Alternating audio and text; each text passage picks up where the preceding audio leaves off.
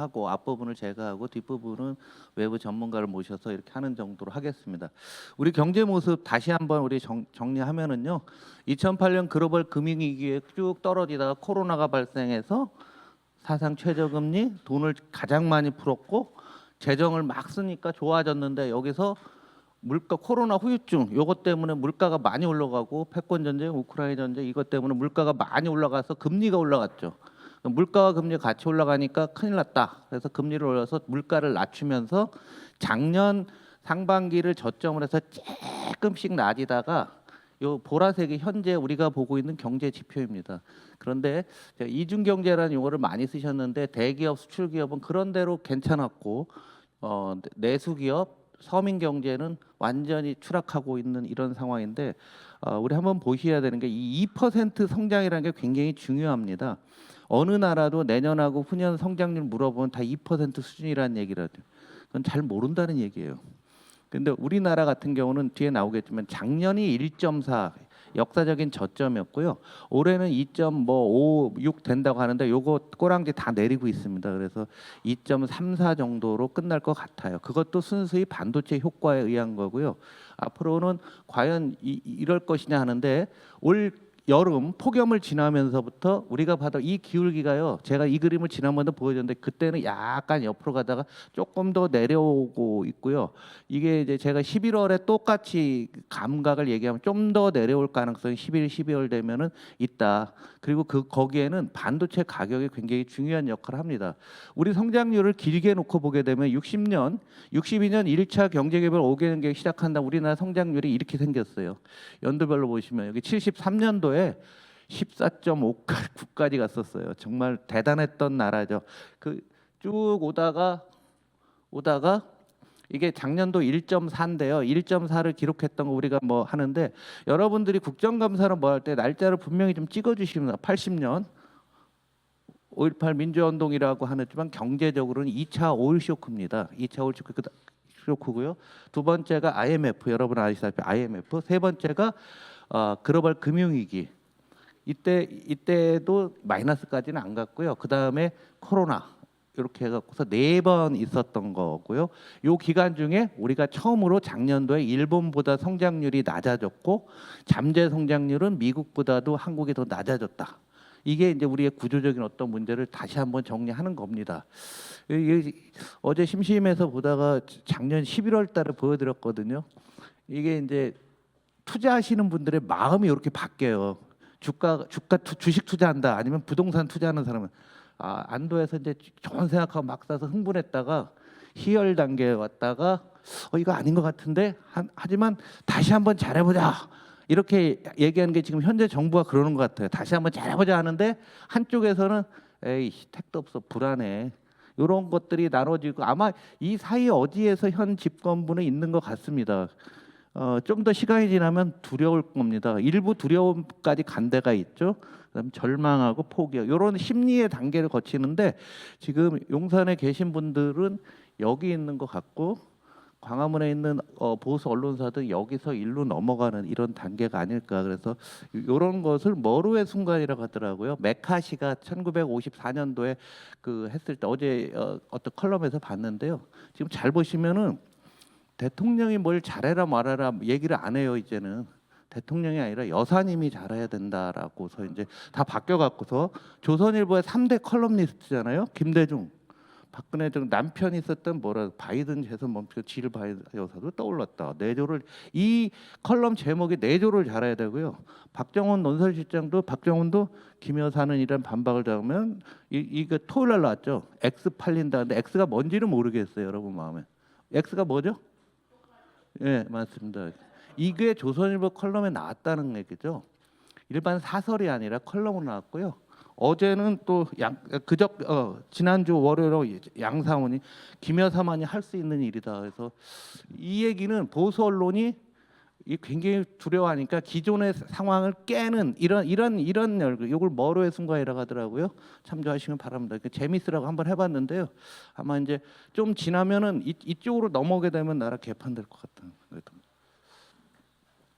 그때 지난달 8월 달에 굉장히 폭염했는데 수출을 놓고 보시면 괜찮았어요. 수출 증가율이 그래도 10% 이상 굉장히 높은 상황이었는데요.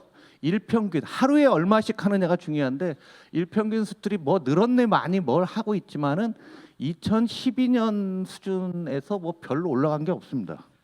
그리고 정부가 잘했다고 하는데요. 모든 연구기관들은 하반기 수출 모멘트 하락으로 다 레포트들이 다 나와 있어요. 그 이유는 작년도 7, 8월에 수출이 워낙 작았잖아요. 505억 불, 520억 불이었는데 575, 579 하니까 엄청 대단한 것처럼 보이는데 잘 보시면 이제 9월부터요. 9월, 10월, 11월부터는 정상화 상당히 높은 단계이기 때문에 기저효과가 사라지게 됩니다.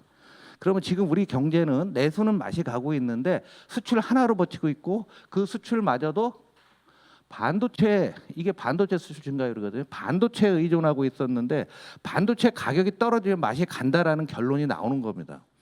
단순하게 자 이해되시죠?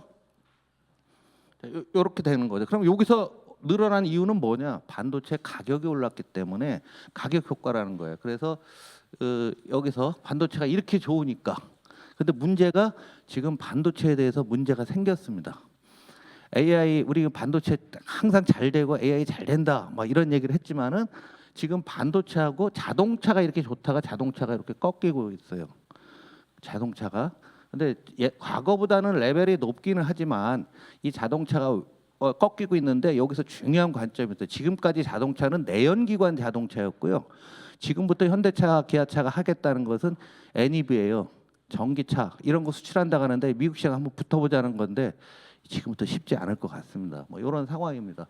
그래서 반도체의 그 우리나라 수출 증가율인데 반도체 수출은 보면은 파란색으로 보시면은 가격 물량이 늘어야 좋은데 지금은 가격이 높은 수준이에요. 가격도 일반 반도체 우리가 아는 옛날에 알던 반도체는 그냥 가격에서 지금 상당히 떨어지고 있고요. HBM 하나만 높은 수준을 유지하고 있는 그런 상황입니다. 그래서 지금 반도체가 우리 수출의 20%인데 너무 영향이 커요. 저희 보시면은 얼마나 웃깁니까? 기재위나 정무위에서 그 우리나라 수출 어쩌고 좋다고 하면 다 이거 뻥인 게요. 우리나라 그 반도체 무역 수지가 연초부터 8월까지 410억 불을 반도체에서 벌어들였는데 전체 무역 수지는 300억밖에 안 된다는 얘기예요. 그러면 다른 쪽에서 지금 깨지고 있다라는 얘기입니다. 그래서 지금 반도체에 대해서 뭐가 틀리냐면은 올드라고 했는데 한 달 전까지 삼성전자 올해 영업이익이 46조 원에서 지금 한 달 만에 39조 원으로 줄었고요. 내년도도 늘어난다고 봤죠. 65조에서 37조로 줄었습니다. 하이닉스도 24조에서 23조로 싹 주는데 하이닉스가 덜 주는 이유는 하이닉스는 AI에 들어가는 GPU에 들어가는 HBM을 만들기 때문에 그래요. 그런데 기존의 반도체는 경기를 반영하고 AI는 좀 다른 거잖아요. 그러다 보니까 대만에서 외국인들이 대만의 TSMC를 주식을 엄청나게 팔고 있고요. 이거 업데이터 좀 들자. 우리나라도 이렇게 팔려 있어요. 그러니까 지금 삼성전자가 지금 6만 원이 깨지려고 하잖아요. 뭐 10만 원이 가면 어쩌고 저쩌고 하다가 그런데 반도체 경기가 나빠지고 있기 때문에 지금 정부도 하반기에 좋아진다고 얘기해 놓고서 지금 속이 떨리고 있을 겁니다. 이 숫자를 놓고 보면서 있다라는 얘기죠. 참고로 여러분들 뭐 요즘 엔비디아가 가장 중요한 적인데 엔비디아가 매출액 총이익률이요 75예요. 이렇게 버는 회사 보셨습니까? 없어요. 전 세계에. 거의 뭐 지 마음대로 하고 있는 거죠. 그래서 반대 진영이 생기는 거예요. 여기는 독점에 대해서. 그런데 여기서 엔비디아가 GP 마진이나 매출 영업이익이 이렇게 조금 떨어진다 하니까 주가가 뭐 한 20%한 방에 떨어져 버리고. 자본 시장의 얘기를 너무 들을 필요가 없다라고 봅니다. 고용 지표 나왔는데 전과 동 똑같습니다. 코로나 때 전체 고용이 줄었다가 코로나 역효과가 이제 반작용이 나오겠죠. 그래서 전체 회색은 전체 고용은 늘고 요 주황색은 제조업 근로자인데 제조업 근로자는 청년이 선호하는 일자리잖아요. 잘 놓고 보시면 여기서부터 제조업이 마이너스 나오는 게 어떻게? 2023년 1월부터 제조업 마이너스 나오고 있고 청년 일자리 계속 마이너스라서 청년 일자리는 2022년 11월 이후 감소한다. 윤석열 정부 5개월 만에 청년 일자리는 지금까지 계속 감소하고 있고요. 제조업은 이렇게 되고 있다라는 얘기죠. 그래서 다시 업데이트하면 40대 전체 취업자 수가 제일 많아야 되는데 60세 이상 취업자 수가 올라간 고령화 사회 이 모양새가 지금 계속 유지가 되고 있고 제 생각에 이거는 거를 수 없는 피할 수 없는 이러한 문제다라고 생각합니다. 더군다나 20대보다 65세가 더 많아지는 아주 특이한 상황이 됐고요. 우리나라 그런데 왜 이렇게 실업률이 낮냐라고 보는데요. 65세 이상 고용률이 38.7이나 굉장히 어르신들이 많거든요. 요즘 의원님들은 지하철 안 타시는데 지하철 가면은 할아버지 할머니들이 이렇게 보안과 모자를 쓰고서 그냥 이렇게 서 계십니다. 이렇게 뭐 안내하는데 큰 역들 가게 되면은 뭐 거의 10분씩 서 계세요. 막 이런 옛날 우리 문정부가 그런 일자리 만들었다고서 그렇게 비판하다 해도 똑같은 짓을 지금 하고 있는 게 현재의 상황입니다. 부동산이 강남에서 대니 많이 하는데요. 전반적인 부동산이 이거 매달 나오는 건데요.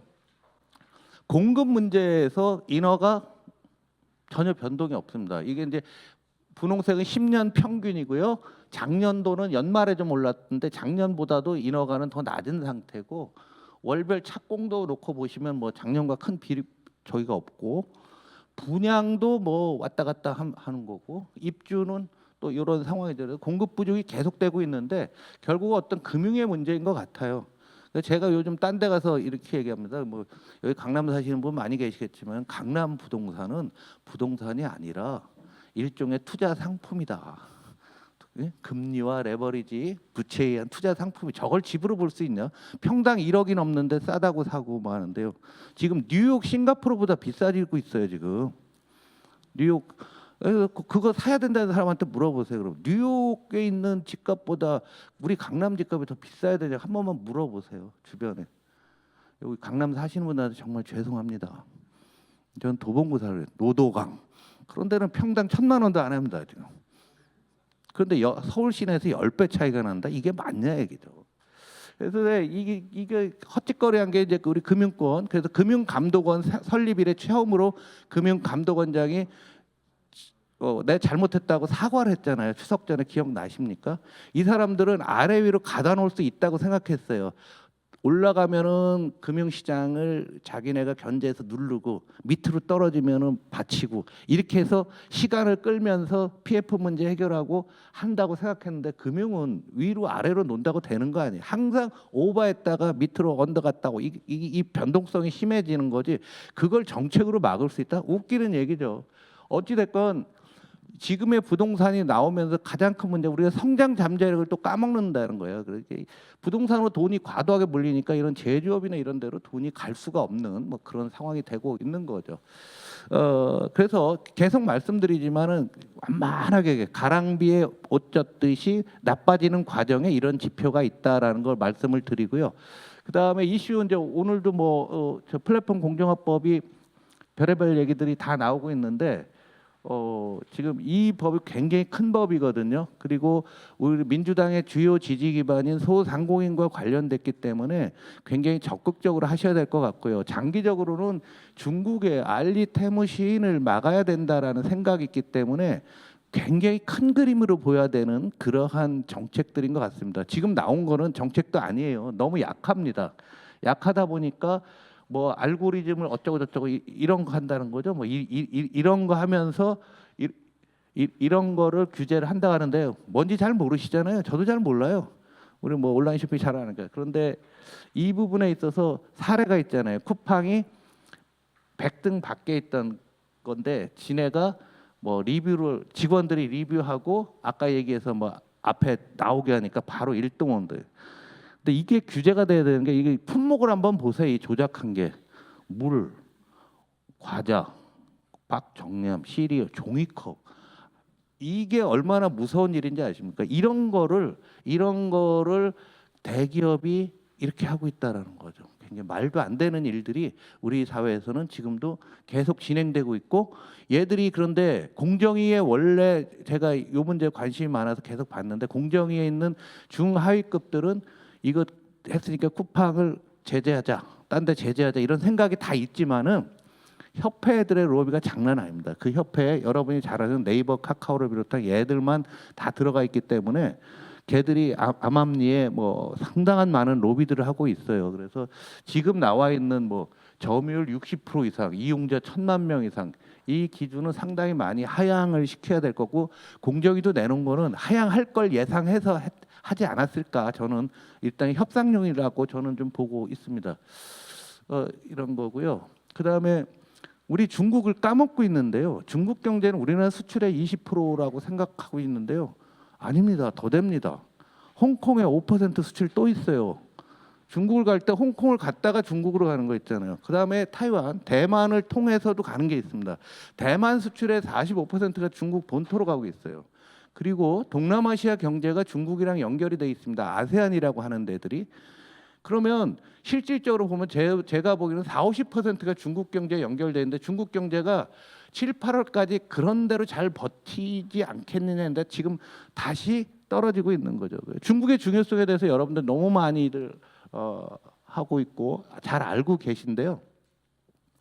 이렇게 뭐 굉장히 중요하다고, 특히 우리나라는 원자재 부분에서 굉장히 중요하고, 중국 없으면 우리나라 수입 수취약성이라고 해서 외국에서 수입을 할 때 그 수출하는 나라가 한국에 수출 안 해, 그럼 가장 피해를 많이 보는 나라가 한국이라는 얘기입니다. 누가 한 거냐면 서울대학교에서 분석한 거예요. 그 수출 경쟁 요거는 뭐냐면, 중국이 수출 안 하면 가장 타격이 큰 나라 어디야 그랬더니 중국이 1등이라는 거예요. 한국이 수출 안 하면 11등밖에 안 돼. 스페인도, 나는 이건 좀 동의할 수가 없는데, 스페인에서 뭘 수입하는지 모르겠어요. 와인? 뭐 하여간 우리의 이 굉장히 취약한 나라서 중국 경제가 알게 모르게 그렇고, 한중 의원님의 지난주에 있었는데 중국이 또 한 번 지금 꺾여지고 있습니다. 여기서 중국의 구조적인 문제 잠깐 좀 말씀을 드리면은요. 중국이 지금 정년을 늘리는 문제 나왔는데 우리도 지금 발등에 불이 떨어졌습니다. 한국도 뭘 해야 되는데요. 중국의 베이비 부머가 여기 있는 거죠. 이 사람들의 자식 세대들이 이렇게 왔었는데요. 이 사람들이 지금 은퇴를 하고 있는 거예요. 여기 1962년생 계시죠? 63년생 계실 거예요. 토끼띠. 여기 3천만 명이죠. 이 사람 3천만 명이 은퇴했거든요. 작년에. 62년생하고 63년생 합치면 우리나라 인구랑 똑같아요. 정확히.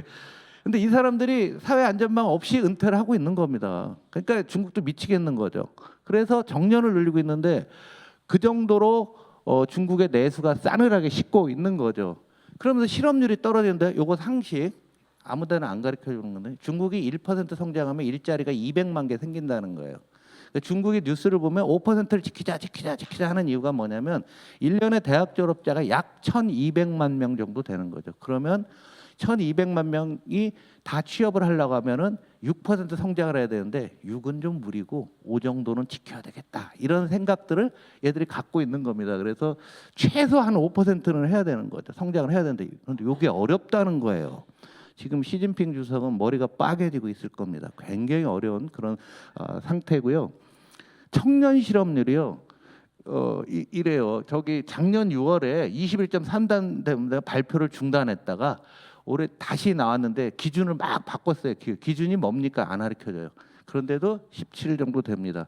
그래서 지금 실업률이 졸업 시즌만 되면 쭉쭉 올라가는데요. 이거 중국 대학 졸업 예상수가, 중국도 원래 중학교 졸업하고 제조업체 가다가 농민공 주로 했었거든요. 중국에서. 그런데 지금은 대학들을 다 가니까 1,800만 명 되면은 저 기준에 의하면 몇 퍼센트 성장해야 됩니까? 9% 해야 된다는 거잖아요. 그러니까 지금 당장은 아니겠지만 중국 공산당의 고민은 이런 인구 구조에서도 많이 나타나고 있어요. 또 하나는 제조업의 인건비가 올라가고 있는 겁니다. 중국 제조업의 인건비 올라가는 거 한번 보시기 바랍니다. 어마어마하게 올라가죠. 방법은 여러분, 그런데 왜 이렇게 태무 거는 싸? 중국 1인당 국민소득이 13,000불입니다. 그런데 중국 평균이고요. 광동성이나 상하이나 베이징 같은 데는 우리나라보다 더 많잖아요. 걔네는 한 4만 불, 3만 불 되잖아요. 평균이 그렇다면 13,000불. 그러면 5,000불짜리 저기가 있는 거죠. 성이 있는 거고요. 그 성이라는 게 우리나라보다 더 크잖아요. 어떤 지역 가면은 1인당 국민소득 임금이 베트남하고 비슷한 지역이 있는 거죠. 그런 데서 집중적으로 만드는 겁니다. 그런데 이게 한계를 보이고 있는 거죠. 그래서 없으니까 이게 조선일보 나왔다는데 올여름에 더우니까 그 저기 잠잘 데 없으니까 여기서 자다가 새벽 1시에 자다가 새벽 4시 20분에 이제 인력 시장에 이렇게 오는 이런 모습들이 우리나라 언론에도 실리고 있는 게 현재의 상황입니다. 그래서 이 사람들 뭐 하는 배달 뭐 하는데 배달 인력만 뭐 3천만이라나 어떻다나 뭐 알 수도 없어요. 하여간 우리랑은 차원이 다를 정도로 굉장히 좀 어려운 이런 문제들인데 이 중국 문제에 대해서 4개의 함정으로 얘기합니다. 중진국의 함정에 빠졌다. 우리 옛날에 많이 하던 거죠. 지금 우리 선님 타키투스 함정은 중국 정부가 잘 될 거야. 공동부에서 잘 될 거야. 계속 잘 된다고 했는데 하나도 안 되니까 안 믿는 거예요. 국민들의 신뢰를 이렇게 된 거죠. 그 다음에 킨들버거 함정, 하드웨어 제조업 다 좋은데 소프트웨어 안 된다. 투키티데스 함정 요즘 뭐 많이 나오는 얘기인데 요 4개의 함정이 동시에 오는데 요게 재밌는 것 같아요. 우리나라 정부가 바로 여기죠. 한번 신뢰를 잃으니까 이거 신뢰를 한 1년간에 걸쳐서 잃으니까 뭘 한다고 해도 아무도 안 믿잖아요. 그런 느낌들 안 듣나요? 저는 이번 추석 때 보니까 우리 형이 되게 보수였는데 쟤는 안 되겠다. 완전히 생각들이 다 바뀐 거예요. 그러니까 뭘 한다고 해도 아무도 안 믿는 상황이 되는 거잖아요. 그래서 지금 현 정부는 타키투스 함정입니다. 무슨 함정이요? 따라하라고 지금 졸릴 때 됐으니까 타키투스 함정이라고요. 로마 시대에 하던 적 그 역사가가 만들어낸 말인데 중국이 지금 이게 4개의 함정에 직면했는데 중국 성장률을 놓고 보시면 이건 실질이고요. 사람의 삶은 명목이라고 해서 물가를 반영한 거를 놓고 보게 되면은 우리나라 IMF 갈 때 중국도 좀 어려웠어요. IMF 우리나라나 아세안만 겪은 건 아니에요. 딴 나라들도 많이 겪었습니다. 이렇게 나빴다가 다시 좋아졌고 여기 보시면 글로벌 금융위기 때 또 10% 미만에서 다시 올라왔다가 그 다음에 16년, 18년도 좀 좋아졌고 코로나 때 나빴다가 지금은 이제 5% 말씀드린 이 밑으로 가고 있는 거죠. 근데 여기가 중요해요. 중국 정부가 적극적으로 경기 부양책을 여기서 썼더니 결과는 일자리 하나도 안 생기고 물가만 오르고 양극화만 심해졌다는 반성이 있습니다. 걔네가 원하는 게 조화 사회, 서로 조화롭게 살자, 뭐 공동부에 함께 부자가 되자, 뭐 이런 거 한다고 해서 여기서 돈을 왕창 풀어놨더니 아무 효과가 없었다는 반성이 있는 겁니다. 중국에서. 그러니까 지금 중국 정부가 미적미적되고 있으면서 중국 경제가 굉장히 어려워지고 있어요. 더군다나 보수 진영에서 이제 미국 진영에서 보호주의로 이제 막 시작이 되고 있는 거예요. 딴 나라들도 중국 제품에 대한 수입을 막 막고 있으니까 중국 입장에서는 더 어려울 수밖에 없는 거고요. 여기에 부채 문제가 나옵니다. 중국 기업들의 부채가 이렇게 많이 늘고 있고 정부 부채가 별로 안 늘은 것처럼 보이지만 상당히 심각해지고 있어요. 그래서 중앙 정부가 지방에 보는 보조금 있죠, 우리 교부금을 줄 여력이 사라진 거예요. 그래서 지역별로 중앙 정부 수입 기여도를 놓고 보시면 광동성, 베이징, 상하이, 저장, 장수, 산둥, 텐진까지만 돈을 벌어서 중앙으로 좀 보내주고 나머지는 다 받았습니다. 우리 교포들이 가장 많은데 횡령강성, 뭐 스촨성, 신장 이런 양극화가 어마어마하게 벌어지고 있고 이런 것에 대해서 정치적으로 굉장히 힘들고 생각하고 있어요. 그러다 보니까 현재 경기 모습은 소비자들의 경기 신뢰 지수가 정부가 그동안은 많은 노력을 했지만 이렇게 떨어져 있고요. 소득 증가율도 떨어지고 있고요. 주가, 부동산 다 떨어지고 있죠. 그러면서 GDP 성장률을 항상 얘는 정부가 있던 목표를 제시하고 이게 목표입니다. 파란색 목표를 제시하면 실제 성장률도 다 이렇게 높았는데 어느 정도 맞춰왔죠. 올해는 작년도는 또 2022년도에 마이너스, 올해도 못 맞춘다는 얘기죠. 그러면 정권의 지지 기반이 상당히 떨어지는데 문제는 올해 성장률 전망치, 내년도 성장률 전망치를 보면 다 5%가 아니라 4.5, 4.8인데 올 여름을 지나면서 계속 떨어지고 있는 거죠. 중국이라는 거대한 나라가 금리가 정책 금리를 놓고 보면 미국이 이렇게 지금 5에서 지금 이제 떨어졌는데 미국보다 중국이 이렇게 낮다라는 얘기는 중국의 금리가 어느 정도 높아야지만 성장할 수 있다라는 건데 이게 잘 안 된다는 얘기죠. 그래서 최근 지표를 보면은 물가가 하락하고 소비자 물가는 다 하락하는데 먹는 것만 올라옵니다. 먹는 거, 식품은 우리나라랑 똑같은 거죠.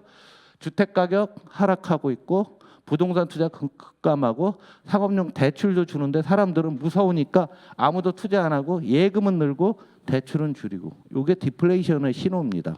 그래서 중국 지도부는 지금 굉장히 두려워하고 있고 섣불리 정책도 못 쓰고 있는데 이게 우리나라의 수출에 어마어마한 영향을 줄 수 있고 아세안 지역 대만, 홍콩까지도 함께 보게 되면은 우리나라 수출의 한 40~50%에 직간접적으로 영향을 주고 있다라고 보시면 될 것 같습니다. 세 번째, 미국이 금리 인하했는데 그 이전에 지금 유럽 위기론이 많이 나오고 있는데 유럽이 가장 어려워요. 중앙은행에서 두 가지만 여러분들이 알고 계시면 될 것 같아요. 유럽은 유럽 20이라고 하는 중앙은행은 물가만 안정돼, 물가만 쳐다봐요. 근데 미국은 물가 플러스 고용을 쳐다봅니다. 일자리를. 그 차이가 있어요. 우리나라는 뭐냐 그랬더니 어정쩡합니다. 물가도 했다가 원래 어디서나 물가인데 일본이 물가인데 일자리도 필요한데 그런데 요새는 기재부나 KDI 이런 데 아무도 안 하니까 구조조정까지 한국은행이 나서서 하고 있어요 지금. 그러니까 우리나라는 한국은행이 다 의견을 내는데 그래서 유로가 굉장히 어렵고 유럽 위기론들이 계속 나오고 있는 뭐 그런 상황이죠. 그래서 미국은 이번에 이제 금리를 예상보다 이제 많이 나왔는데 일자리 문제에서 가장 안 좋게 봤는데요. 앞으로 금리가 어떻게 될 거냐라는 거죠.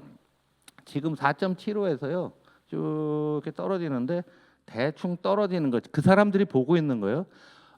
내년 하반기에 정상화 과정인데 이때가 약 한 3% 정도로 본다는 거예요. 그럼 지금 미국의 정책 금리는 4.75인데 한 3 정도가 되고 내년 하반기 됐을 때 그런데 실세 금리는 얼마냐? 지금 3.7이에요. 3.7에서 3% 별로 내릴 게 별로 없다라는 게 보여주는 게 현재의 상황이고 우리 주식시장이나 부동산 하시는 분들은 미국 금리 내리면 우리나라도 내려 하는데 웃기는 소리 하지 말라요. 이미 다 시장 다 반영됐어요. 우리나라 5년물 국채 금리가 3% 초반에 와 있습니다. 그러니까 이미 다 반영됐으니까 저도 그런 질문을 많이 해요. 미국의 금리 내 우리 좋아지는 거냐? 좋기는요. 이미 알아서 다 해먹고 털고 빠졌고요. 지금 들어가서 사세요 그러면. 그래서 뭐 많이 내렸는데 여기 보시면 금리 인하를 한 다음에 항상 미국이나 세계 그 제조업은 경기는 다 항상 하락했어요. 금리 인하한다는 이유가 뭐예요? 경기가 나쁘니까 하는 거 아니에요. 나쁜데 금리를 인하하니까 사람들 진짜로 나쁘구나 느끼면서 투자를 안 하면서 이렇게 한 6개월, 7개월 회복하는데 1년, 2년이 걸린다는 거죠. 이거는 난 모르겠지만 지금 방향성은 내년 상반기까지 밑으로 간다라는 것을 보여주고 있습니다. 그다음에 네 번째 미국 대선 나오는데 해리스가 이기는 듯 하다가 우리나라 또 추석 지나면서 트럼프가 약진했다고 오늘 신문에 또 나오고 있는데 그거는 아무도 알 수가 없어요. 근데 누가 되느냐? 정책이 어떠냐? 뭐 잠깐 몇 가지만 말씀드리겠습니다. 그래서 여기 그 정책 정리를 해놨으니까요. 여러분들이 한번 보시면 되는데 해리스는 좀 더 왼쪽으로 갔고 트럼프는 과거 정책에서 좀 더 오른쪽으로 간 것밖에 차이가 없습니다. 근데 어찌 됐건 중요한 것은 누가 돼도 보호주의는 더 강화된다. 그래서 미국이 청색이 중국이고요. 녹색이 중국 이외 국가인데 관세 부과한 걸 놓고 보시면은 중국 이외의 국가에 대해서도 관세를 계속 늘리고 있는 이 추세에서 더 보호주의를 누가 돼도 강화한다라는 얘기는 한국에는 굉장히 큰 문제가 있을 수 있고 이런 그 경고음들이 계속 나오고 있습니다. 그리고 또 하나 가장 큰 차이 중에 하나는 트럼프는 지난번에도 말씀드린 것 같은데요. 지금 원래 미국의 법인세율이 35%였는데 트럼프가 TCJ라고 해서 그 한시적으로 내년 9월까지 법인세를 21까지 낮춰놨거든요. 이게 이렇게 자동으로 종료가 돼요. 종료가 되면은 민주당은 28%로 올리겠다고 하고 트럼프는 그걸 연장한다고 하는 거죠. 그래서 이 트럼프가 연장을 하게 되면 큰 문제가 발생하는 게 미국 재정이 안 좋아지면서 큰일 난다라는 얘기죠. 그래서 너무 많이 빚이 너무 많아져서 이제 미국이 더 지속 가능하지 않다. 뭐 이런 시각들의 논쟁들이 지금 벌어지고 있는데 계속 말씀드리지만 오늘 뭐 10시에 금투세 관련해서 논쟁도 있고 뭐도 많고 하지만은요. 이 다른 나라들은 지금 세율 인상 논의들이 수면에서 계속 조금씩 수면에서 금리 인상과 관련된 논의들이 진행되고 있다는 얘기죠. 영국도 그렇고 미국도 그렇고 이대로는 안 된다라는 생각들을 많이 갖고 있는 겁니다. 또 하나는 중국의 60 트럼프 한다는 거죠. 60%고 전 세계 보편 관세 10%를 하게 되면 이 10%에 한국도 포함이 되거든요. 그러면 틀림없이 유럽은 여기에 대해서 보복 관세를 할 겁니다. 유럽은 미국 제품에도 이미 뭐 빅테크들 다 유럽에서 때리잖아요. 메타에다가 뭐 우리나라 또 뭐 19조 원을 때린다는 둥 뭐 벌칙금 막 이러고 있잖아요, 지금. 그러니까 이렇게 되면은 저 10%가 상호간에 올려가면서 굉장히 어려운 문제가 나올 수 있어요. 마치 대공황 시절에 그 1930년대 중후반에 미국과 유럽 간의 관세 전쟁이 있었거든요. 그거랑 상당히 유사한 국면이 혹시 모르겠는데 그렇게 되면 큰일 나는 거죠. 우리도 그런 식의 어떤 것들을 갖고 있는 거고요. 재밌는 거 하나 말씀드리면은 지금 뭐 7개 스윙 스테이트라는 데가 이런 데인데 여기가 다 제조업 비중을 이제 산업별로 쭉 이렇게 놨는데요. 바이든도 상당히 기분 나쁠 거예요. 이 스윙 스테이트가 빨간색으로 한 데인데 여기다가 해외에서 우리나라로 따지면 삼성전, 하이닉스, 현대차가 등쳐갖고서 공장까지 다 져준 거거든요. 여기 조지아 같은 데는요. 뭐 우리나라 기업들 어마어마한 투자를 했는데 아니 이것들이 계속 저기 공화당 지지하니까 열받겠죠. 사람의 은혜도 모르고. 그래서 하여간 이 얘기는 뭐냐면 밀리면은 더 빨리 지라 더 많이 지라 압박이 대선 때까지 또 계속 있을 수도 있지 않겠는가 이런 생각도 해봅니다. 근데 이제 한국에 어찌 됐건 보호주의가 강화되는데 현재 입장에서 굉장히 불리한 게 뭐냐면 최근에 12월간 대미 무역 수지 적자를 놓고 보면 미국 입장에 적자죠. 중국의 2,770억 불을 적자 내고 있고요. 멕시코, 베트남, 독일, 아일랜드, 일본 요 나라들이 가장 많은 타격을 받을 거다라는 얘기죠. 왜? 무역 흑자가 많이 났으니까. 그런데 한국도 만만치 않게 600억 불 정도를 그 미국서 지금 벌어왔어요. 그래서 한국이 이런 얘기 하잖아요. 미국 수출은 늘고 중국 수출 줄어서 우리 미국 편에 붙어서 좀 잘했다. 이게 이제 보수 언론이 맨날 하는 얘기 아니에요. 그래서 이제 미국이 다 가야 된다 하는데 갔을 때 이 문제가 나오게 되면 보호주의를 그냥 두들겨 맞을 수 있다라는 그 미묘한 상황에 지금 있다라는 것을 보여주고 있는 겁니다. 그러니까 안보 문제가 있는데요. 뭐 트럼프가 이랬잖아요. GDP 대비 3%를 다 국방비 넘기라고 했잖아요. 미국이 이제 돈이 없으니까 별짓을 다 하는 거예요. 관세도 올리고 국방비도 니네 돈 내라고 하는데 우리나라 국방비 옛날에 트럼프가 50억 불 내라 또 5조 내라고 했잖아요. 기억들 나시잖아요. 요 돈 문제가 트럼프가 됐을 때는 굉장히 큰 문제로 또 한 번 대두될 수 있고 그 이외에 뭐 대만 문제나 뭐 이런 문제는 저기 지정학적인 문제는 우리가 여기서 논의할 상황은 아닌 것 같아요. 그러나 이제 요즘 학자들의 얘기는 전쟁이 나도 제한전이다. 왜냐하면 핵무기를 가진 나라끼리 전쟁에서는 누가 완벽하게 이길 수가 없다라는 게 국제 정치학의 공통된 결론입니다. 지금 우크라이나 전쟁이 글로 가고 있는 거죠. 그런데 우크라이나가 핵이 없는 거예요. 만약에 우크라이나가 핵이 있었으면은 러시아도 함부로 못 하겠죠. 그러니까 제한전이 될 거다. 그래서 주한미 공군 정도가 오키나와나 일본의 기지로 이동해 갖고서 우리 몰래 이동해서 거기서 폭격 나가는 정도가 아니겠느냐. 그리고 계속 소모전 양태로 가지 않겠느냐가 최근에 어떤 미국 전 중국과 대만의 갈등을 바라보는 기본 시각이다라고 보시면 될 것 같습니다. 그래서 미국이 아까 재정이 굉장히 어렵다고 했잖아요. 그래서 미국이 지금 금리를 여기 보라색 150bp 지금 이제 100bp 내렸는데 1%는 50bp 내렸죠. 그런데 더 내려서 하면 1.2가 되는데 굉장히 큰 돈이다라는 거예요. 과거 대비를 한번 보시면은 미국이 얼마나 많은 부담을 지고 있는가. 그래서 여러분들이 보실 수가 있을 것 같습니다. 우리 선거와 관련해서 재밌는데요. 지난 22대 총선에서 우리가 이긴 거랑 대공황 때랑 굉장히 유사한 것 같아요. 1924년은 대호황이었습니다.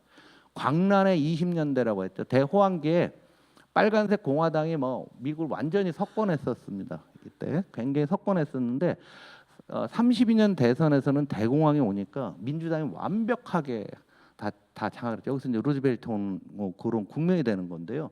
이 두 가지가 뭐냐면 광란의 20년대로 경기가 좋다 꺾이고 나서 한 2, 3년 됐더니 꺾이고 났더니 반대편은 완벽하고 왔고 우리가 아는 대공황 때 다양한 정책, 뉴딜 정책이라든가 사회 정책, 노동 정책이라든가 많은 개혁 정책들이 왔는데 지금 우리한테 주는 의미도 아마 함의도 그런 게 아닐까라는 구조적인 정책을 썼잖아요. 그러니까 미국이 이때 자본주의로 완전히 바뀐 거 아니에요? 케인즈 모델로 그 이전에 자유방임의 정책에서 케인즈주의로 바뀌어가는 이런 구도적인 그런 상황이었다라는 얘기죠. 근데 지금이 그 당시 보면은 상위 1% 소득 비중이 1920년대랑 지금이랑 별 차이가 없을 정도고 있고요. 미국에서 자산 비중 상위 1%가 전체 자산의 50%를 갖고 있단 말이에요. 네? 하위는 보이지도 없다는 얘기죠. 그러니까 양극화가 너무 심하기 때문에 이런 선거 결과가 나오고 다음 대선도 이 구도가 될 가능성이 상당히 크기 때문에 단 뭐 제가 개인적으로 말씀드렸는데 이때 루즈벨트가 했던 그런 상황들이 우리한테 굉장히 다가서고 있다는 얘기예요. 왜냐하면 디플레이의 압력이 지금 앞서서 중국도 가고 있죠. 유럽도 가고 있는 상황이잖아요. 미국도 예산을 더 이상 못 쓰잖아요. 어느 나라 비슷한 상황이 됐기 때문에 이때랑 유사한 국면이 될 수 있다라고 보시면 될 것 같습니다. 마지막으로 요새 사람 세계 어디서 제가 한번 구해봤는데 상당히 재미있는데 여러분들이 좀 보셨으면 좋겠습니다. 오늘 조금 이런 말씀을 드렸는데 시간이 많지 않아서 이 정도로 마치고요.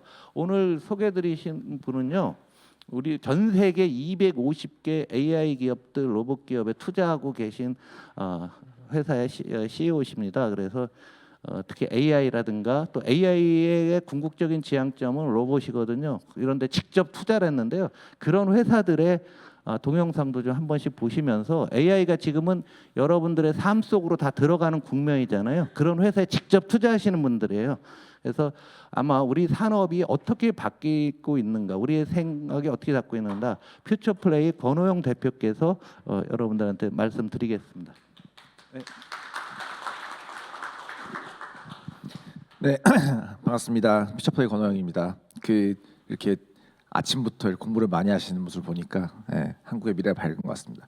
저희가 지난 한 11년 정도 한 250개 회사에 투자를 했는데요. 간단하게 저희가 투자한 회사들의 뭐 로보틱스 회사들 중심으로 동영상을 좀 시청하시고 제가 오늘 공유를 하도록 하겠습니다. Exercise efficiently and interactively all day. 이 회사 같은 경우는 저희 노인들이 저희 보조할 수 있는 웨어러블 로보틱스를 만드는 거고요. 근손실이 떨어지면서 이제 하는 건데 사실 기존에는 이런 노령 인구가 사실 큰 주목을 받지 못했는데 아까 뭐 중국의 은퇴한 인구도 그렇지만 한국도 초고령화 사회로 진화함에 따라서 이런 쪽에 수요가 굉장히 많이 늘어나고 있고요. 이게 한 380만 원 정도입니다. 그래서 이제 바디 프렌드 정도의 가격대로 유지한다고 보시면 되고요. 관리하고 수확하는 과정에서 농민이 해야 할 두 번째는 업무를 돕는 것이 주 목적입니다. 농축산 안에서의 자율주행. 사실 뭐 이게 다 관통하는 어떤 문제 의식은 인구의 절벽입니다. 사실 농업을 할 수 있는 인구가 줄어들기 때문에 농업을 자율로 할 수 있는 어떤 오토모티브 솔루션들이 나오고 있고요. 전 세계적으로 보면 존 디어 같은 회사들은 자체 기술을 가지고 있는데 한국의 농업 기술 회사들은 이런 기술을 가지고 있지 않기 때문에 사실 이런 회사들이 이제 주목을 받고 있습니다. 그래서 사실 한국에서 뭐 대동이나 이런 굉장히 잘하고 글로벌하게 잘하고 있는 농기계의 회사들이 있지만 그 회사들은 이제 하드웨어를 잘 만드는 것이고 거기에 애돈될 수 있는 자율주행 기술을 만드는 회사들을 도로를 따라 목표 지점까지 최적의 경로로 가야 합니다. 입니다. 오늘의 모바일 디슈 시작합니다. 아마도 이제 치타 로봇이나 이제 사족보행, 보스턴 다이나믹스 같은 로봇들 많이 보셨을 텐데 뭐 저희 한국에서도 해당 기술들을 가지고 있는 회사들이 많이 나오고 있고요. 특히나 이걸 보시면 모래밭에서 듭니다. 모래밭에서 굉장히 언스테이블한 환경 안에서 실시간으로 제어를 하면서 뛸 수 있다라는 기술을 이제 카이스트에서 기술을 가지고 창업하신 팀들도 있고요. 이런 것들은 뭐 상업용도 있지만 사실 국방이나 굉장히 근간의 기술이 될 수 있는 기술을 발전할 수 있는 가능성이 있다라고 저희는 좀 보고 있습니다.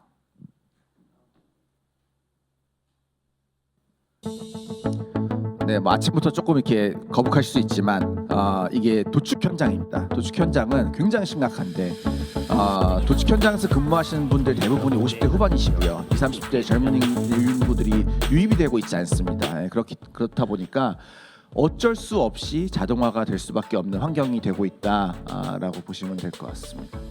네, 다음 거 보여주시면. 네. 그러니까 좀 이따 제가 나중에 한번 더 말씀드리겠습니다. 네. 이건 이제 한국인 창업자가 만들었지만 미국에서 만든 그 언로딩 로보틱스입니다. 이제 굉장히 큰 트레일러에서 물건들을 빼낼 때 굉장히 힘든 일들인데 이런 것들을 이제 자동화할 수 있고 뭐 이런 기술들을 가지고 있는 회사들이 많이 나오고 있다라고 보여요.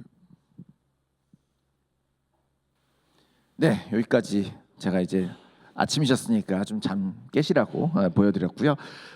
간단하게 제가 15분 정도 있으니까 저희 AI의 미래에 대해서 제 생각을 좀 공유드리도록 하겠습니다. 저희는 이제 짧게 말씀드리면 다 보셨겠지만 사실 굉장히 큰 산업적 변곡점이 있다라고 생각합니다. 저희가 특히나 정책을 만드시는 분들 입장에서는 거시 시장을 바라보시는 게 굉장히 중요하다라고 저희는 보고 있고 저희 투자하는 저희 입장에서도 굉장히 중요합니다. 그래서 완전 옛날로 보면 퍼스널 컴퓨터 나오고 아이폰 나오고 이제 모바일 앱에서 굉장히 혁신적인 어떤 변곡점들이 있는데 그 중에서 지금까지 저희가 봐왔던 변곡점보다 훨씬 더 큰 미래의 변화가 AI에 나오고 있지 않나라고 저희는 보고 있고요. 보통의 산업의 변화는 인프라스트럭처, 미들웨어 그리고 어플리케이션의 단계로 굉장히 순차적으로 진화하고 있는데 AI는 유독 그게 좀 허물어지고 있다라고 보고 있습니다. 그래서 어플리케이션, 인프라스트럭처에서 어플리케이션까지 한 번에 변화가고 있는 거의 유일한 시장이 아닌가. 그래서 과거에 보지 못했던 변곡점들이 나오고 있다라고 저희는 보고 있습니다. 그걸 지금 대변하는 게 물론 이걸 딱 단순하게 볼 수는 없습니다. 왜냐하면 예전과는 다르게 저희가 뭐 SNS도 바뀌고 정보의 속도도 굉장히 빨라졌기 때문에 단순하게 비교하기는 어렵지만 1000만 유저를 얻는 데 걸린 시간인데요. 인투잇 같은 경우는 360 달이 걸렸고 챗GPT 같은 경우는 2달이 걸렸습니다. 그렇기 때문에 이런 사회 환경 속에서의 AI는 더 폭발적일 수밖에 없다라는 거를 좀 말씀드리고 싶었습니다. 그런 관점에서 그러면 한국의 AI는 과연 어디에 엣지가 있고 저희가 어떻게 가야 되냐를 봤을 때 결국 엔드투엔드, 그러니까 LLM, 라지 랭귀지 모델이지만 스페시픽하게 쓸 수 있는 스몰 LLM과 굉장히 유니크한 데이터 그리고 UI, UX가 접목된 것들이 합쳐진다라고 하면 아마도 그 회사의 가치가 높아지지 않을까라고 생각을 하고 있고요. 저희 이거 뭐 내부적이기도 한데 아마도 이제 AI를 바라보는 전반적인 시선은 산업을 좀 쪼개서 봐야 될 필요가 있다라고 보고 있습니다. 완전히 바닥에서 우리가 얘기하는 반도체. 근데 한국이 잘하는 반도체는 사실은 AI 반도체가 아니죠. 그냥 메모리 반도체이고 여기서 얘기하는 반도체는 거의 AI 시스템 반도체라고 보시면 될 것 같습니다. 그 위에 올라가는 클라우드 플랫폼 그리고 그 위에 저희가 보통 얘기하는 파운데이션 모델들 오픈 AI, 챗GPT, 미스트랄, 엔트로픽 같은 회사들이 있을 거고요. 그 위에 올라가면 저희가 실생활에서 쓰는 어플리케이션들 우버, 페이스북, 카카오톡 같은 것들이 있을 것 같습니다. 그럼 각각의 영역 안에서 AI가 아마도 혁신을 일으킬 수 있을 만한 룸들이 굉장히 많이 있겠다라고 저희는 판단하고 있고 그 안에서 한국이 기회가 있는 것도 있고 근본적으로 좀 어렵다라고 판단되는 부분들이 있습니다. 뭐 사실 AI가 발전된 속도는 딥러닝의 발전과 굉장히 밀접하게 연관이 되어 있는데요. 딥러닝이 나오고 특히나 트랜스포머 모델이 나오면서 사실 그 성장 속도가 가속화되었고 그 기반에는 뉴럴 네트워크, 그러니까 가속기, GPU의 발전 가능성과 굉장히 맞닿아 있습니다. 그 안에서는 사실 한국이 기술 스택을 보유하고 있는 부분도 굉장히 많습니다. 메모리 분야 너무너무 잘하고 있기 때문에 더 강화해야 된다. 그리고 프로세서에 대한 메모리를 가속화할 수 있는 영역들. 그리고 뭐 GPU나 CPU 같은 Utilize Maximization을 할 수 있는, 그러니까 용량을 늘려서 할 수 있는 곳들도 기회가 있겠다라고 저희는 좀 보고 있고요. AI 이제 반도체만 놓고 봤을 때는 한 요 4분면으로 이해를 하시면 좀 편하실 것 같은데 이거는 추론에 중점을 둔 거냐 아니면 학습에 중점을 둔 거냐 성능에 중점을 둔 거냐 아니면 전력화나 옵티마이제이션에 주력을 둔 거냐라고 이제 좀 놓고 보시면 될 것 같고요. 이 엔비디아 같은 경우는 서버 데이터, 굉장히 이 고성능의 학습을 위주로 한 시스템이라고 보시면 될 것 같습니다. 한국에서도 또 글로벌에서도 이런 회사들이 굉장히 많이 나오고 있는데요. 특히나 스타트업 같은 경우는 이렇게 엔비디아처럼 고성능의 학습 데이터를 만드는 회사들도 글로벌하게 나오고 있지만 추론 중심, 보통 NPU라고 하죠. 그러니까 GPU가 사실은 이 AI에 적합하게 만들어진 건 아닙니다. 처음부터 그래픽 카드로 만들었기 때문에 굉장히 범용성을 띠고 있기 때문에 AI 학습을 위한 전문성 있는 반도체를 만드는 회사들이 좀 나오고 있고, 그리고 한쪽에서는 저희 서버에서 돌아가는 굉장히 고성능의 반도체를 만드는 곳들, 또는 굉장히 저전력의 스페시픽한 어플리케이션을 만드는 엣지에서 돌아가는 어플리케이션을 만드는 회사들이 좀 나와 있습니다. 몇 개 이제 회사들을 좀 소개해드리면, 망고부스 같은 경우는 DPU라고 해서 서버 최적화 기술을 만드는 회사입니다. 여기 있는 회사들은 모두 이제 한국 회사들이고, 망고부스는 한국인 창업자가 만든 미국 회사입니다. 근데 망고부스 같은 경우는 조금 다른데, 아까 이제 그 대표님께서 먼저 말씀해주신 것처럼 그 AI 반도체의 싸움은 엔비디아와 반 엔비디아의 싸움으로 전개가 되고 있는데, 대부분의 스타트업들은 반 엔비디아 진영에 붙어 있습니다. 그 이유는 엔비디아 같은 경우는 굳이 스타트업들과 경쟁이나 협업을 할 니즈가 아주 크지가 않아요. 왜냐하면 생태계를 벌써 구축해 놓은 압도적인 1등이기 때문에. 그래서 망고부스 같은 경우도 보시면 AMD와 공동 개발해서 어떻게 하면 빠르게 서버 속도를 올릴 수 있을까에 대한 집중을 좀 하고 있는 회사라고 보시면 될 것 같고요. 최근에 뭐 리벨리온 많이 들어보셨을 것 같아요. 사피온이라고 하는 SK텔레콤의 자회사와 이제 합병이 된 케이스가 됐고, 리벨리온, 퓨리오사, 이제 여기에는 언급이 안 됐지만 사피온, 하이퍼엑셀처럼 우리는 AI 시대에만 최적화될 수 있는 NPU를 만드는 엑셀레이팅 반도체를 만드는 회사야를 표방한 회사들이 나오고 있습니다. 근데 이 회사들은 개별적인 성능들은 실제로 엔비디아보다 뛰어난 경우가 종종 나오고 있습니다. 하지만 가장 큰 문제는 생태계가 아직 없다라는 거죠. 엔비디아는 그냥 칩 성능만이 아니라 소프트웨어를 개발할 수 있는 쿠다나 벌써 몇백만 명, 몇천만 명이 되는 엔비디아 기반의 개발을 할 수 있는 서버 엔지니어들이 보유되고 있기 때문에 아무리 성능이 좋은 거가 나온다고 해서 그거를 버리고 뭔가 움직이진 않거든요. 그런 한계점을 가지고 있지만 사실은 스타트업이 굉장히 하기 어렵지만 저는 국가적 차원에서 좀 키워야 할 산업이 아닌가라고 좀 판단을 하고 있습니다. 그래서 개별적인 회사들이 엔비디아와 경쟁력이 있다 없다 보다는 국가적으로 이런 산업은 좀 주목을 해야 되겠다라는 생각을 하고 있고요. 네.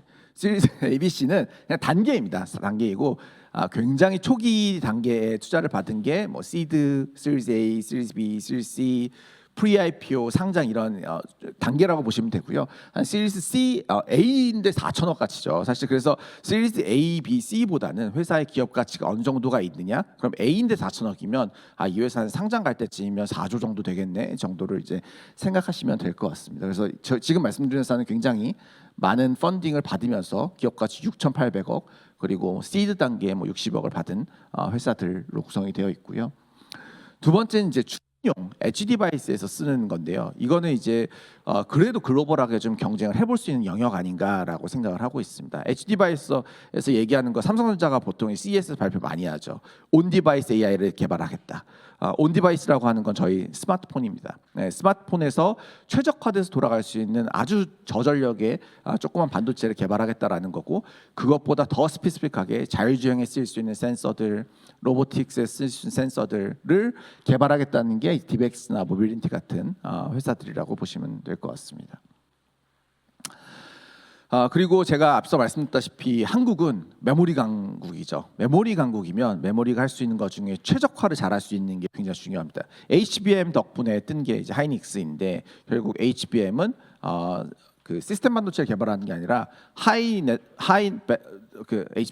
밴드위드 네트워크를 이제 만드는 회사가 됐는데, 그러면 메모리 안에서도 메모리를 어떻게 똑똑하게 만들 수 있을까를 고민하는 회사가 이제 매티스X 같은 CXL을 만드는 회사라고 보시면 될 것 같고요. 예전에는 메모리는 그냥 단순 저장, 전송 이것만 했었는데, 지금은 이제 너무나 많은 데이터들이 나오다 보니까 메모리 안에서 판단까지 하는 거가 굉장히 중요해지고 있습니다. 그래서 이런 회사들은 이제 강점이 있겠다라고 판단하고 있고, 워낙에 많은 종류의 데이터들, 저희가 보통 이제 AI 학습이라고 하면 랭귀지만 얘기하는데 오감, 비전, 촉감, 뭐 그 냄새 같은 것들도 다 사실은 데이터화가 될 수 있는 건데 정형화되어 있는 데이터가 아니죠. 그런 비정형 데이터들을 학습하기 위해서는 벡터DB 같은 이제 방향성의 데이터베이스들이 굉장히 중요한데, 그거를 이제 만드는 디노티시아 같은 회사들도 이제 나오고 있습니다. 제가 지금까지는 이제 완전 바텀에 반도체를 좀 말씀드렸다라고 하면, 그 바로 위에 클라우드 플랫폼을 말씀드리면, 클라우드 플랫폼은 자본력의 싸움입니다. 하이퍼스케일러라고 하는 클라우드는 자본력의 싸움이고, 사실은 한국이 이기기 굉장히 어려운 시장이 되어버린 게 아닌가라고 생각하고 있고요. AWS, 마이크로소프트 애저, 구글 클라우드 같은 곳들이 벌써 상위 포식을 해버렸고, 사실은 뭐 로컬에서 정부 주도하에 뭐 maybe 네이버 클라우드를 쓸 수도 있겠죠. 근데 굉장히 한정적이다라고 보시면 될 것 같습니다. 이게 왜 사실 가능성이 없냐라는 고 저희는 생각을 하냐면, 비단 기술이 느려서거나 아니면 시장을 다 잠입해서라기보다는 사실은 자본력이 그만큼 부족하기 때문이라고 생각을 합니다. 그리고 이제 파운데이션 모델인데요. 파운데이션 모델 같은 경우도 사실은 자본력의 싸움으로 벌써 진화를 해가고 있는 것 같습니다. 특히나 라지 랭귀지 모델. 사실 라지 랭귀지 모델이 왜 이렇게 잘 되는지, 왜 파라미터가 늘어나면 성능이 좋은지에 대해서는 사실은 판단하기 되게 어렵습니다. 그렇기 때문에 굉장히 많은 자본을 그냥 붓고 있는데요. 한국 회사들은 사실은 그것보다는 조금 작은 스몰 라지 랭귀지 모델이라든지 B2C나 B2B에서 쓸 수 있는 굉장히 스페시픽한 데이터들을 활용하는 것들에 집중을 해야 되는 시기라고 저는 보고 있습니다. 그래서 로컬 LLM 그리고 온디바이스 AI가 저희가 좀 바라봐야 되는 시장 아닌가라고 보고 있고요. 이렇게 보시면 많이들 들어보셨을 법한 오픈 AI, 엔트로픽, 뭐 코히어, 미스트랄 뭐 다 있는데, 사실은 이 회사들이 기업 가치가 뭐 많게는 100조, 사실 오픈AI는 저 아웃데이트돼서 이제 200조가 됩니다. 그 200조의 가치인 회사를 한국 회사가 과연 만들 수 있을까? 거기에 투자를 누가 할 수 있을까에 대해서는 굉장히 퀘스처너블하죠. 그러면 그런 것들에 대한 어떤 경쟁력이 좀 부재하고 있다라고 보고 있고요. 마지막은 이제 엔드-투-엔드 어플리케이션입니다. 저희가 실제로 쓸 수 있는 거, 여기 뭐 아도비의 어떤 그래픽 디자인 툴 같은 거 써보신 분들도 계시겠지만, 이제 정말 AI가 실생활에 쓰여서 어플리케이션으로 발현이 됐을 때 쓸 수 있는 회사들도 되게 많이 나오고 있는데, 이 또한 사실은 과거에 나와 있는 플랫폼들과 경쟁이 꽤 치열할 것 같다. 하지만 이 영역에서는 자본력이 좀 부족한 스타트업들도 경쟁력이 있을 수 있다라고 이제 판단을 하고 있습니다. 몇 가지 그 안에서 유망한 스타트업들을 좀 소개해드리면, 올거나이즈 같은 경우는 한국인 창업자가 한번 엑시트 경험하시고 지금 미국 회사로 시작하셨다가 일본 회사로 플립을 하셨습니다. 이제 이 회사는 금융에 전문화되어 있는 LLM을 제공하는 회사입니다. 예를 들어서 보험회사 같은 경우는 이제 LLM의 가장 큰 문제점이 hallucination이거든요. 예를 들어서 이거 해줘라고 했는데 전혀 다른 엉뚱한 대답을 했을 때가 문제인데요. 사실 금융이나 보험이나 이런 상품 안에서는 그렇게 이렇게 오류가 굉장히 많은 답변을 하면 큰일 나는 문제가 있기 때문에 그 산업, 그 회사, 그 인더스트리에 굉장히 스페시픽한 그 문제를 풀 수 있는 게 중요한데, 거기 핵심은 데이터입니다. 삼성생명에서 가지고 있는 데이터와 DB 손보에서 가지고 있는 데이터들을 트레이닝시키고 거기에 있는 학습된 데이터 가지고 정확하게 이제 그 정보를 줘야 되는데, 그거를 딱 하는 고객에 특화된 LLM을 만들고 있는 회사이고요.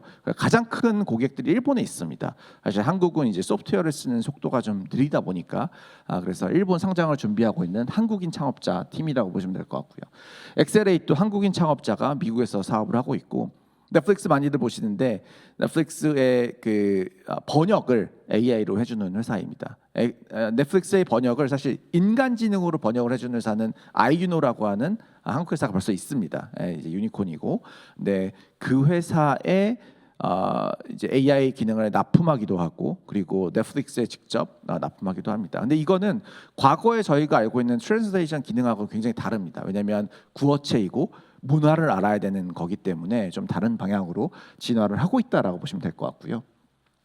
디핑 소스 같은 경우도 재미있는 케이스인데 이 경우는 이제 CCTV를 가지고 리테일 환경 안에서 AI 인텔리전스를 넣어주는 서비스를 하고 있습니다.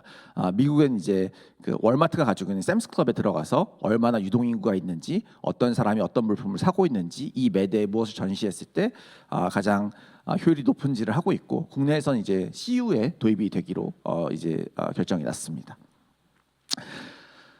이런 게 있고요. 사실 저희가 보는 한국 산업에서의 어떤 기회는 로보틱스에 굉장히 더 많이 있다라고 좀 보고 있는데요. 이제 LXM은 Large Everything 모델입니다. 저희 앞서 말씀드린 대로 랭귀지뿐만이 아니라 비전 데이터, 센서 데이터들을 모아가지고 데이터를 만드는 거고, 이게 왜 경쟁이 있을까를 보면 한국은 제조 강국이죠. 제조 강국이라는 거는 특히나 한국은 공정 자동화가 굉장히 빠르게 된 제조 강국입니다. 이게 뭐 인구 변화와도 이제 맞닿아 있는데 전 세계에서 탑 2에 들어가는 공정 자동화가 이루어진 나라이기 때문에 한국에서 로보틱스 자동화 어플리케이션을 만든다라고 하면 처음부터 글로벌 레퍼런스를 만들 수 있는 회사들이 나올 수 있겠다라고 생각을 하고 있습니다.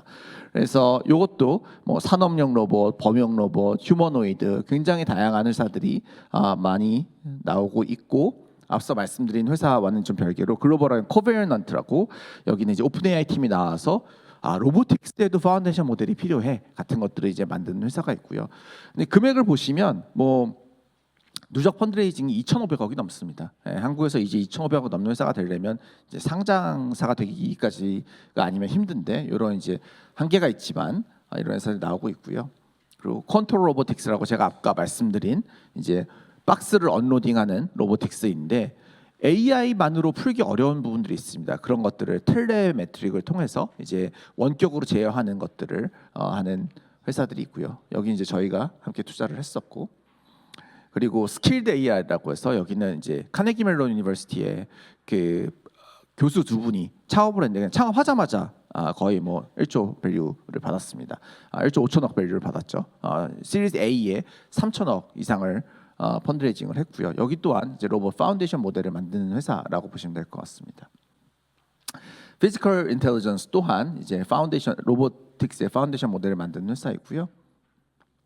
이런 이렇게 상업적인 것뿐만 아니라 구글 딥마인드에서는 전 세계 탑 연구기관 23개 연구기관이 22가지 유형의 어떤 기술을 개발하는 것들을 만들고 있는데, 여기서 핵심은 데이터를 모으는 겁니다.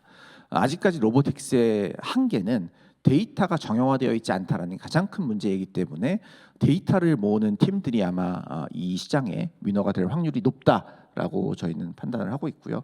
그 안에서 이제 저희가 아까 그 발표 초입에 보여드린 동영상의 어떤 도축 현장에서 하는 건데, 이게 되게 재미있는 게 한국이 거의 유일하게 돼지 같은 경우는 내장까지 다 먹는 나라예요. 그러면 한국은 뭐 배를 가를 때 어느 부위를 어떻게 상처를 안 나게 가르고, 목을 딸 때 내장을 이제 해치지 않게 하는 기술들이 전 세계 이 회사밖에 없어요.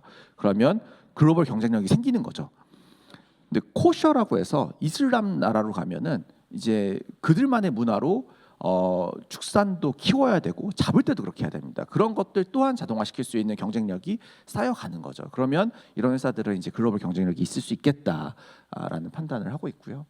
보이신 거고, 라이온 로보틱스도 이제 뭐 이거는 뭐 한국만이 아니긴 하지만 어쨌거나 한국이 지정학적으로 방산 산업이 굉장히 중요한 산업이다 보니까 그 안에서의 기회를 만든다라고 하면 우리나라의 K9 자주포 같은 어떤 방산 시스템이 나올 수도 있겠다라는 좀 기대감을 갖고 있는 회사라고 보시면 될 것 같습니다. 아그모도 이제 마찬가지로 자율주행 로보틱스를 이제 만드는 회사이고, 그리고 특히나 농업에서 뭐 활용이 될 수 있는 회사라고 보고 있고요. 위로보틱스 같은 경우도 제가 이제 뭐 주행 보조 로보틱스, 웨어러블 로보틱스, 사실 전 세계에서 가장 가벼운 거로 굉장히 주목을 많이 받았고, 이번 CES에서 스티비 원더가 참여해서 이거 빨리 사고 싶다라고 한 회사인데, 비단 이 기술을 가지고 있으면 여기에만 쓰일 수 있는 게 아닙니다. 사실은 이게 휴머노이드의 기반 기술이 될 수 있는 기술을 가지고 있기 때문에 그런 것들을 만들 수 있는 원천 기술을 가지고 있는 회사라고 보시면 될 것 같고요. 제가 지금 거의 뭐 9시 5분에 꼭 맞춰달라고 하셔가지고 좀 빠르게 말씀을 전했는데, 마지막으로 정책 제안을 좀 하고 싶은 건 이런 것 같습니다. 이게 이제 그 한국의 모든 기업들, 삼성, LG, 현대, SK들은 다 시작부터 사실 스타트업이었거든요. 근데 왜 지난 한 20년, 30년간 계속해서 그 마켓캡 시총에서는 이 기업들을 뛰어넘는 회사들이 안 나올까에 대한 고민을 투자자로서 좀 하고 있고요. 근데 사실 사업을 성공적으로 하기 위해서 한 세 가지 핵심적인 요소가 필요하다고 생각합니다.